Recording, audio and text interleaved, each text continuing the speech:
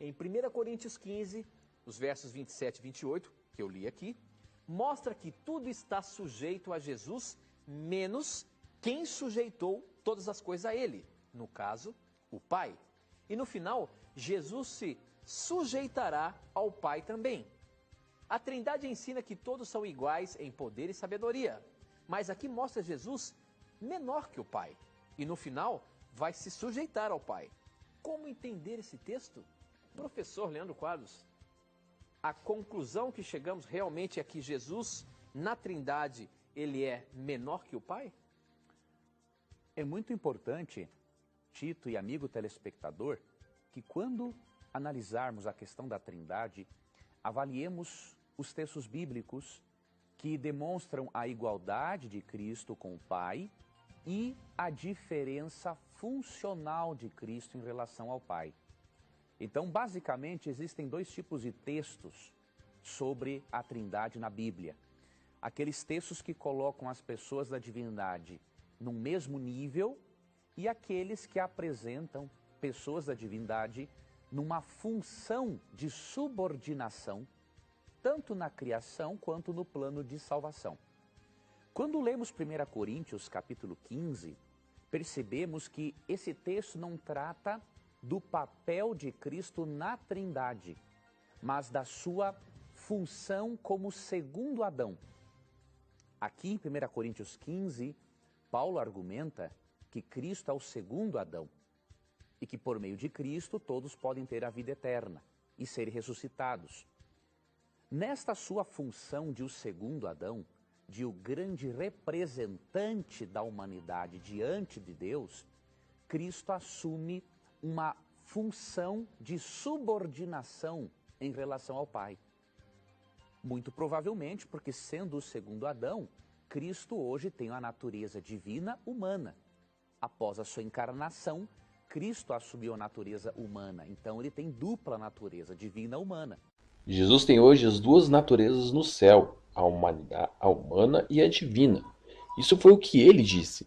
Lembrando que quando alguém fala, este relato Jesus estava na natureza humana, ele quer dizer que não é a natureza divina. Então a parte humana ela sempre esteve sujeita, por inferioridade a Deus mesmo. Não tem outra explicação para isso. Então ele deu uma misturada, dizendo que uma hora era a natureza humana e depois dizendo que era a sujeição funcional, né? Subordinação funcional. Professor, ou é uma ou é outra. Vamos ver os versículos anteriores, ó. 24 e 25.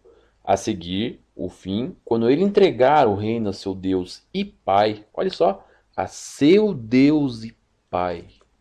Depois de ter reduzido a nada todo o governo, toda autoridade e poder, pois ele tem de reinar até que Deus lhe tenha posto todos os inimigos debaixo dos pés.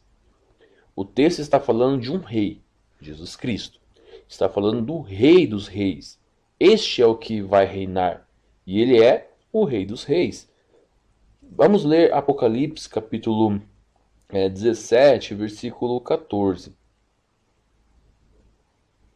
Diz assim: esses batalharão contra o Cordeiro, mas porque ele é Senhor dos senhores e Rei dos reis, o Cordeiro os vencerá. Também o farão com ele e os chamados e escolhidos, os fiéis. A pergunta que fica é: Jesus, quando reinante, ele está em sua natureza humana ou na sua natureza divina, como o Rei dos Reis? O Leandro Quadros disse também: Jesus, embora fosse subordinado funcionalmente ao Pai, mas essencialmente ele não é subordinado ao Pai. Então o argumento de dupla natureza ele simplesmente não vale. Ou ele estava na natureza humana, ou ele estava subordinado ao Pai. Pois subordinação funcional ela não existe. Isso já ficou provado no vídeo passado. Uma vez que para isso, Jesus teria que ser igual ao Pai, para que a sujeição funcional ela funcionasse. Porém, se ele está na natureza humana, ele está subordinado obrigatoriamente, pois é inferior. Essa natureza é que os trinitários dizem que é a natureza limitada. Quanta contradição, você não acha? Mas vamos analisar o contexto que ele citou com respeito a Jesus ser chamado de segundo Adão. A Bíblia ela nos informa de que o primeiro Adão, né, pela desobediência, ele perdeu a vida humana perfeita para todos os seus descendentes. Lemos em Romanos 5,12: Por intermédio de um só homem entrou o pecado no mundo, e a morte por intermédio do pecado. E assim a morte se espalhou a todos os homens porque todos tinham pecado. Então Adão, na realidade, ele vendeu toda a raça humana ao pecado e à morte. Então, portanto, precisava-se de um preço de resgate para conseguir o livramento dos descendentes de Adão. E segundo as normas de perfeita justiça de nosso Criador, Jeová Deus, né, conforme ele revelou na lei mosaica, esse preço tinha de ser correspondente exatamente ao que se perdeu. Êxodo 21:23 diz: Terás de dar alma por alma. Visto que Jesus ele foi concebido por Espírito Santo, sem a ajuda de um pai humano, imperfeito, ele possui exatamente aquilo que Adão perdeu. Uma vida humana inteiramente livre de todas as fraquezas e imperfeições. Por isso, Jesus ele pode se entregar, né, como o resgate correspondente por todos, conforme diz 1 Timóteo 2, versículo 6. Porém, tudo isso que nós analisamos, ele não se encaixa dentro do dogma da Trindade, visto que esse dogma ensina que Jesus mesmo, na Terra, ele era 100% Deus e 100% homem. Então faço a seguinte pergunta ao professor. Biblicamente falando, como poderia ser correspondente o sacrifício de Jesus Cristo se ele fosse Deus, mesmo estando aqui na Terra? Afinal, se Jesus fosse 100% Deus aqui na Terra, seria injusto, uma vez que ele seria superior a Adão, que era apenas um humano perfeito. Então, quando a Bíblia chama Jesus de segundo Adão, é porque ele realmente era um humano perfeito na Terra, substituindo o pecador Adão e entregando como resgate uma vida perfeita, para que tivéssemos esperança de salvação novamente, isto é, a vida eterna.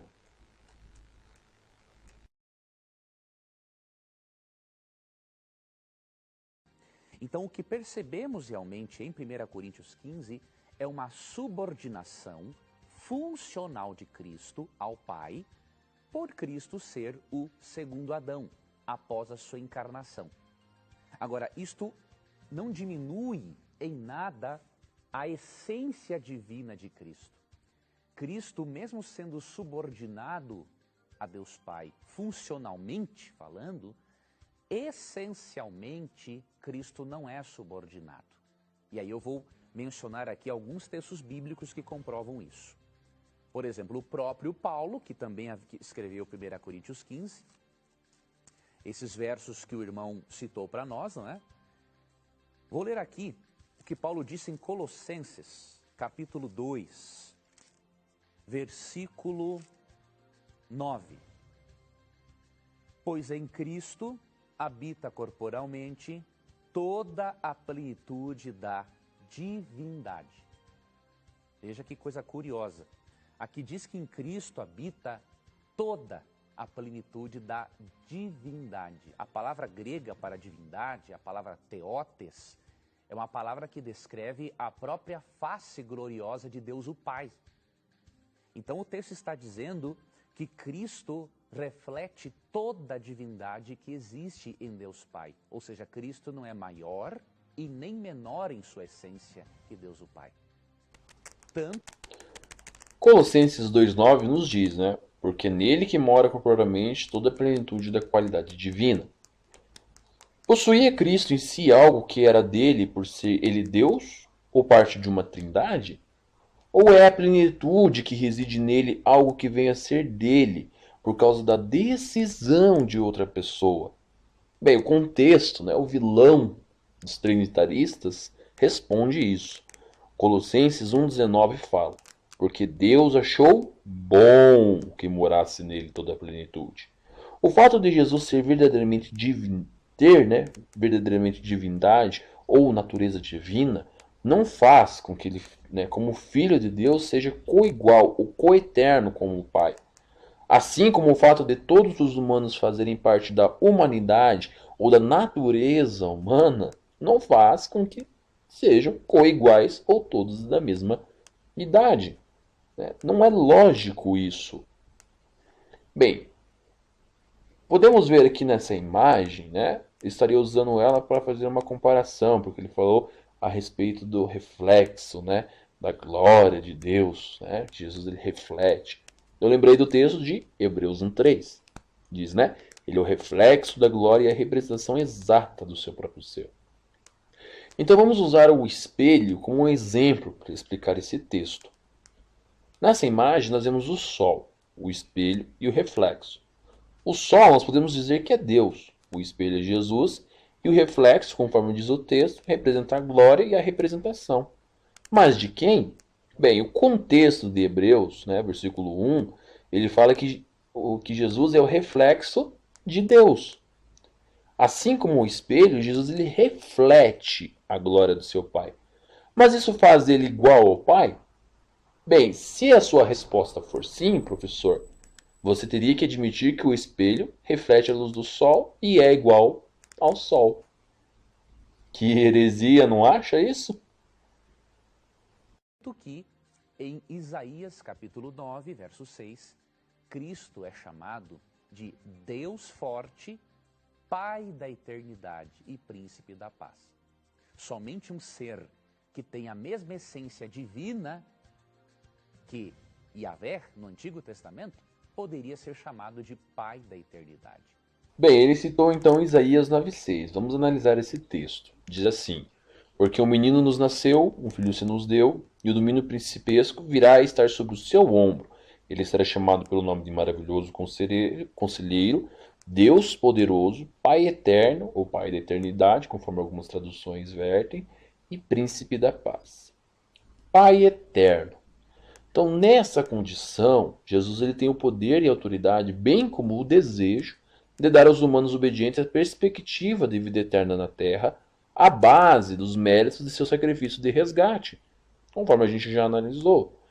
Isso significa que os humanos, por fim, eles serão libertados da imperfeição e do pecado, herdados do pecaminoso primeiro homem, Adão. Isso está lá em contraste, né, com o contexto de 1 Coríntios 15, que nós explicamos a condição de Jesus ser o segundo Adão. Jesus é o Pai eterno que Jeová Deus providenciou, né, para que os que têm a esperança de viver para sempre na terra. Ele substituiu nosso primeiro pai humano, Adão, que frustrou completamente os seus descendentes.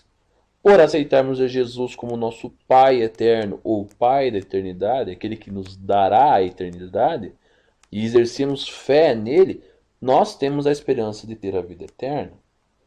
Jesus ele é chamado de Deus poderoso. Isaías ele referiu-se profeticamente a Jesus, né, o Messias, como Deus poderoso. E em Isaías 10:21, apesar do professor não ter citado, né, o mesmo profeta falou de Jeová como Deus poderoso também. Há quem use essa similaridade de fraseologia para provar que Jesus é Deus. Mas, né, precisamos usar de cautela no que diz respeito a deduzir nesses versículos o que eles não dizem. A expressão hebraica traduzida Deus poderoso, ela não se limita somente a Jeová, como acontece no caso da expressão Deus todo-poderoso, no caso de Gênesis 17:1. É reconhecido que existe uma diferença entre ser poderoso e ser todo-poderoso. Isto é, não ter um superior. Não é o caso de Jesus, que ele é poderoso e não todo-poderoso. A Bíblia também se refere ao Filho de Deus pelo título de Deus. Em Isaías 9:6, né, ele é chamado de Deus poderoso. Mas na Bíblia, anjos, humanos, deuses falsos e Satanás também são chamados de deuses. Né? Anjos são chamados no Salmo 8:5. Você pode fazer a comparação com Hebreus 2:6 e 7.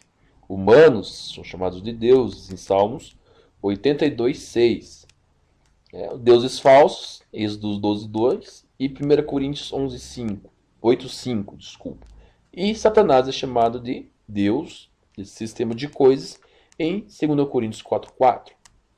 Nas escrituras hebraicas, a palavra Deus, né, Elohim, ela simplesmente significa poderoso ou forte. E nas escrituras gregas, o equivalente dessa palavra é Theos. Além disso, né, o termo hebraico usado em Isaías 9:6 mostra uma distinção definida entre o Filho e Deus. Ali, o Filho é chamado de Deus poderoso, é o Gibor, não Deus todo-poderoso, que seria El Shaddai. E esse termo, Deus Todo-Poderoso, ele aplica-se unicamente a Jeová Deus. Se nós encontrarmos um título ou uma frase descritiva em mais de um lugar nas Escrituras, não se deve jamais concluir precipitadamente que tem de se referir sempre à mesma pessoa. Tal raciocínio, por exemplo, levaria à conclusão de que Nabucodonosor era Jesus Cristo, porque ambos foram chamados de Reis dos Reis. Em Daniel 7,32, compara com Apocalipse 17,14. E também de que os discípulos de Jesus eram, na verdade, Jesus Cristo, porque tanto os discípulos como Jesus foram chamados de a luz do mundo. Mateus 5,14, compare com João 8,12. Nós devemos sempre considerar o contexto e quaisquer outras ocorrências na Bíblia onde aparece a mesma expressão. Só lembrando também que o texto de Isaías ele está no futuro, visto que é uma profecia. Fala ali, né? Será chamado. Então Jesus não era assim chamado antes de vir à Terra. Ele não possuía os títulos de Deus forte, Pai da eternidade e Príncipe da paz. Foi somente depois de cumprir com a sua designação de resgatador da humanidade que ele passou a ter esses títulos. Tanto isso é verdade que em Filipenses 2,9 diz que Deus o enalteceu a uma posição superior à que ele tinha antes de vir à Terra. E um outro detalhe também muito importante. Atos capítulo 3, verso 15, chama Jesus de autor da vida. Não tem como o autor da vida ter tido um começo ou ter sido inferior a outra pessoa da divindade. Ele falou então do texto, né, de Atos capítulo 3, versículo 15, que diz assim, ó, ao passo que mataste o autor da vida, ou, conforme a tradução do Novo Mundo verte, agente principal da vida. Mas Deus levantou dentre os mortos, fato de que somos testemunhas. Outras traduções, inclusive a versão Almeida, que provavelmente é a que ele usa, eles vertem a palavra grega archegos, ou autor, em vez de agente principal. Mas isso nem é exato, nem está em harmonia com outros textos. A derivação dessa palavra ela contém a ideia de principal, ou primeiro em ordem de tempo ou de categoria. Isso se aplica a Jesus Cristo, mas não o torna o autor ou o originador da vida ou da salvação. Ele não foi, conforme creem os trinitaristas, o autor ou o iniciador da criação, mas conforme diz Apocalipse 3,14, foi o princípio da criação de Deus. Quer dizer, o primeiro a ser criado por Deus, o Criador. Isso está em harmonia com a expressão clara das posições relativas, né, de Jeová e de Jesus Cristo, conforme nós lemos em 1 Coríntios 8,6. Para nós, há realmente um só Deus, o Pai, de quem procedem todas as coisas, e há um só Senhor, Jesus Cristo, por intermédio de quem são todas as coisas. Veja que o texto ele faz uma distinção clara entre Jesus e Jeová.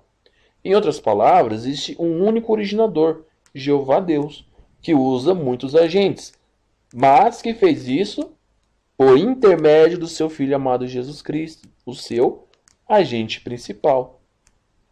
E se hipoteticamente Jesus fosse o autor da vida, a pergunta que não quer calar e que fica no ar é: como pode o autor da vida morrer? Pense nisso, professor Leandro Quadros. Sendo Cristo o autor da vida, juntamente com Deus Pai e o Espírito Santo, obviamente, é óbvio que, essencialmente, Cristo é igual a Deus o Pai. Agora, é óbvio, depois da encarnação, Cristo assumiu uma função de subordinação em relação ao Pai. Então, queridos, se avaliarmos o todo das Escrituras e, quando estudarmos a Bíblia, entendermos que existem ambos os textos bíblicos que igualam a Cristo e o Pai e que apresentam ele numa subordinação apenas funcional, perceberemos que a doutrina da Trindade é bíblica, não contradiz, não é, o ensinamento bíblico de que há um só Deus com uma essência divina, e pode ter certeza, a partir do momento em que nós compreendermos cada vez melhor a doutrina bíblica da Trindade, a nossa relação com Deus melhora. Óbvio, temos uma palhinha apenas do que é Deus. Nós vamos ter uma eternidade toda para compreendermos a natureza de Deus. Porém, aquilo que a Bíblia revela para nós devemos aceitar, porque com certeza vai ser importante para a nossa salvação, mesmo que isso sobrepuje-se à nossa lógica humana corrompida.